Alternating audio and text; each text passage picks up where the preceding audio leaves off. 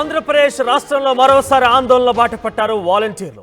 So గత ప్రభుత్వం వారంతా కూడా రాజకీయ ఒత్తిళ్లకి లోబడి రాజకీయ ఒత్తిళ్ల కారణంగానే రాజీనామాలు చేసినటువంటి వాలంటీర్ అందరూ కూడా తిరిగి తమ విధిలోకి తీసుకోవాలంటూ కొత్తగా ఏర్పడిన ప్రభుత్వంలో కూడా పలుమార్లు మంత్రులని, ఎమ్మెల్యేలని, ఎంపీలను కూడా కలుస్తూ ఉన్నారు. ఈ నేపథ్యంలో ఎక్కడా కూడా ఎటువంటి స్పందన రాకపోవడంతో ఆ వాలంటీర్లంతా కూడా ఒక్కసారిగా చలో విజయవాడకు పిలుపునిచ్చారు. వారంతా కూడా ఈరోజు విజయవాడలో ఒక ఆందోళన కార్యక్రమాన్ని పిలిపించిన పరిస్థితి కనబడింది.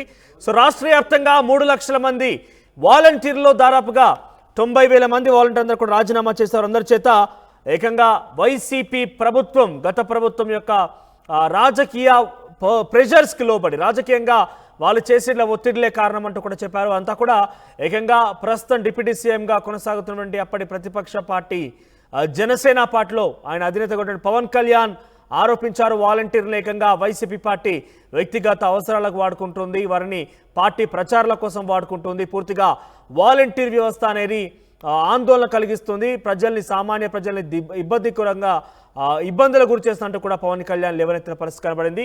ఇక ఈ నేపథ్యంలో వారంతా కూడా రాజకీయంగా వైసీపీ పార్టీకి సంబంధించిన ఒత్తిళ్లకి లోపడి సుమారుగా చాలా మంది రాజీనామాలు చేశారు.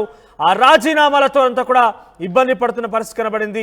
దీంతో ఒక్కసారిగా వారంతా కూడా ఈ కొత్త ప్రభుత్వంలో తిరిగి విధుల్లోకి తీసుకోవాలంటూ కూడా వారంతా కూడా మరోసారి ప్రభుత్వాన్ని కోరడం జరిగింది. ఈ నూతనంగా ఏర్పడిన ప్రభుత్వాన్ని ముఖ్యమంత్రి చంద్రబాబుని వారంతా కూడా వేడుకున్నారు. ఏకంగా డిప్యూటీ సీఎం పవన్ కళ్యాణ్ని ఆయన చేబ్రోల్ నివాసంలో కూడా కలిసేందుకు వెళ్ళారు చాలా మంది కూడా. సో ఓవరాల్గా ఎక్కడ చూసినా ఈ వివాదం కొనసాగుతుంది. సో ఇటీవల కాలంలో పెన్షన్ల పంపిణీ ప్రక్రియ కూడా గత ప్రభుత్వంలో పూర్తిగా పెన్షన్ల ప్రక్రియ ఇదంతా కూడా వాలంటీర్లే చూసుకునేవారు, నేరుగా వాళ్ళే వెళ్ళి ఈ యొక్క పెన్షన్ పంపిణీ చేసేవారు. కానీ ఈసారి పెన్షన్ పంపిణీ ప్రక్రియ కూడా ఒక పండగ వాతావరణంలో జరిగింది. పెన్షన్ల పండగ అభివర్ణిస్తూ రాష్ట్ర ప్రభుత్వం ఈ యొక్క కార్యక్రమాన్ని చేపట్టింది. ఈ నేపథ్యంలోనే పూర్తిగా సచివాలయ సిబ్బందిని ఇందులో పెన్షన్ పంపిణీ కోసం వినియోగించుకున్నారు. కానీ ఎక్కడ కూడా వాలంటీర్లకు అవకాశం కల్పించలేదు, వాలంటీర్లకి ఈ యొక్క పెన్షన్ పంపిణీ కార్యక్రమం యొక్క పనిని అప్పగించలేదు.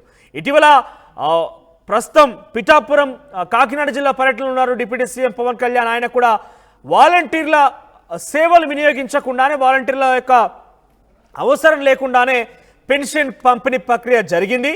సో వాళ్ళు లేకుండా కూడా పెద్దగా మనకు ప్రభుత్వానికి ఇబ్బంది కలిగే అంశమేం లేదు.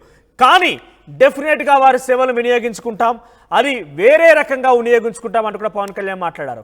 సో ఏదేమైనా కూడా రాజీనామా చేసిన వాలంటీర్ల యొక్క ప్రస్తావన ఎక్కడా కూడా రాకపోవడంతో వారంతా కూడా ఆవేదన చెందుతూ ఆందోళన బాట పట్టారు.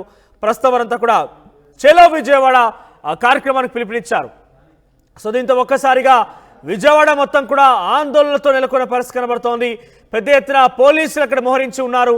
సో ఎటువంటి అనుమతులు లేని కారణంగా పోలీసులు ఎవరు వచ్చినా కూడా అరెస్ట్ చేస్తామంటూ ముందస్తుగానే హెచ్చరించారు.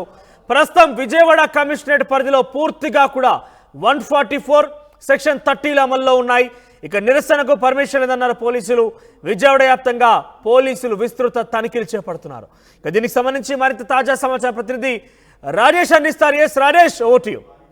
ఎన్నికల ముందు రాజీనామాలు చేసిన వాలంటీర్ని తిరిగి విధుల్లోకి తీసుకోవాలంటూ రాష్ట్ర వ్యాప్తంగా ఉన్నటువంటి 1,00,000 పైగా మంది వాలంటీర్లు చెలో విజయవాడకి పిలిపించినట్టు తెలుస్తుంది. ఈ నేపథ్యంలో విజయవాడలోని కలెక్టరేట్ వద్ద పోలీసులు భారీగా మోహరించారు. ఉదయం నుంచి కూడా పోలీసులు భారీగా మోహరించినటువంటి దృశ్యాలు మనం చూస్తున్నాము. ఎందుకంటే దాదాపుగా 1,00,000 పైగా మంది వాలంటీర్లు ఎన్నికల ముందు రాజీనామాలు చేశారు. అక్కడ స్థానిక ఎమ్మెల్యేలు కానీ నేతల ఒత్తిడి మేరకు కొంతమంది స్వచ్ఛందంగా రాజీనామా చేశామని కొంతమంది చెప్పారు. ఇలా దాదాపు 1,00,000 పైగా మంది రాజీనామా చేసిన నేపథ్యంలో వాళ్ళని తిరిగి విధుల్లోకి తీసుకోవాలని వాళ్ళంతా పిలుపునిచ్చిన నేపథ్యంలో చెలో విజయవాడకి పిలుపునిచ్చిన నేపథ్యంలో ఇక్కడికి భారీగా వచ్చే అవకాశం ఉందనే పోలీసులు అయితే భారీగా మోహరించిన పరిస్థితి అయితే ఉంది. ఎందుకంటే వాలంటీర్ల వ్యవస్థ మీద ఇంకా ప్రభుత్వం ఎలాంటి నిర్ణయం తీసుకోలేదు. ప్రస్తుతం వాలంటీర్ల వ్యవస్థ మొన్న పెన్షన్ల పంపిణీకి సంబంధించిన అంశంలో కూడా పూర్తిగా సచివాలయ సిబ్బంది ద్వారా పెన్షన్ల పంపిణీ చేశారు. కాబట్టి వాలంటీర్ వ్యవస్థ మీద ఇంకా నిర్ణయం తీసుకోవాల్సి ఉంది.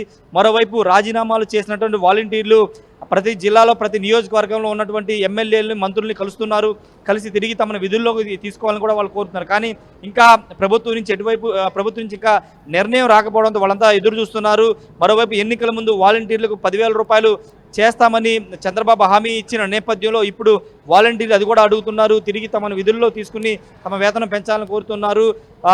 5 ఏళ్లుగా ప్రజలకు అంతా సేవ చేశాము, మా రాజకీయాలతో సంబంధం లేకుండా తమకు తిరిగి తమను విధుల్లోకి తీసుకోవాలని వాలంటీర్లు అయితే కోరుతున్నారు. ప్రస్తుతం విజయవాడ కలెక్టరేట్ వద్ద అయితే పోలీసులు భారీగా మోహరించారు. ఎవరు కూడా వాలంటీర్లకి అయితే అనుమతి లేదు. చెలో విజయవాడకి ఎక్కడ కూడా అనుమతి లేదని పోలీసులు అయితే చెప్తున్నారు.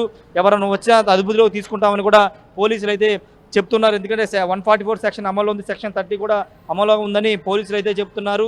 ఎవరైనా వాలంటీర్లు ఇక్కడ కనుక వస్తే కనుక లిఫ్ట్ చేయడానికి కూడా సిద్ధంగా పోలీసులు అయితే ఇక్కడ అంతా సిద్ధం చేసిన పరిస్థితి అయితే ఉంది. ఏదేమన్నప్పటికీ ప్రస్తుతం వాలంటీర్ల వ్యవస్థకు సంబంధించిన అంశంలో ప్రభుత్వం నిర్ణయం తీసుకోవాల్సి ఉన్న నేపథ్యంలో పూర్తిగా వాలంటీర్లు కొంత ఆందోళన బాటపడడానికి సిద్ధమైనప్పటికీ అప్పుడే ఇది సమయం కాదని చాలామంది చెబుతున్నారు. కానీ వాలంటీర్లు మాత్రం తమని అంటే రాజీనామాలు అక్కడ కేవలం ఎమ్మెల్యేలు ఒత్తిడి చేయడం వల్ల మేము అప్పుడు రాజీనామా చేశాము, ఉన్న ఉద్యోగాన్ని పోగొట్టుకున్నాము, వాళ్ళంతా కూడా ఆందోళన చెందుతున్న నేపథ్యంలో తిరిగి విధుల్లోకి తీసుకోవాలని కోరుతున్న నేపథ్యంలో చెలో విజయవాడ పిలుపునిస్తే ప్రభుత్వం తమను తిరిగి విధుల్లోకి తీసుకునేది తమ సమస్యను పరిష్కరిస్తుందని వాళ్ళు భావిస్తున్నారు. కానీ ప్రభుత్వం ఇంకా నిర్ణయం తీసుకోలేదు కాబట్టి ఇంకా దాని మీద ముఖ్యమంత్రి చంద్రబాబు నిర్ణయం తీసుకోవాల్సి ఉంది కాబట్టి ఇంకా తొందరపాటు చర్యలు వద్దని కొంతమంది కూడా వాళ్ళు చెప్తున్న నేపథ్యంలో ప్రస్తుతానికైతే విజయవాడ కలెక్టరేట్ వద్ద అదేవిధంగా బందర్ రోడ్లో కూడా పోలీసులు అయితే భారీగా మోహరించారు. ఎవరైనా వాలంటీర్లు కనుక రాష్ట్ర వ్యాప్తంగా ఉన్న వాలంటీర్లు ఎవరైనా వస్తే ముందస్తుగా అరెస్ట్ చేయాలని కూడా పోలీసులు భావిస్తూ ఉన్నారు. మరి వాలంటీర్ల ఇష్యూస్ మీద ప్రభుత్వం ఏ విధంగా ముందుకు వెళ్తూ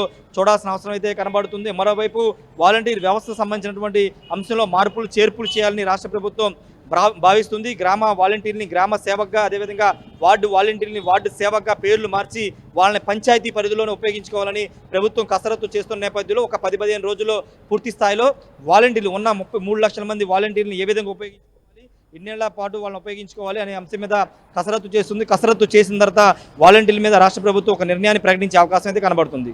camera person ప్రసాద్తో Rayesh RT Vijayawada నుండి.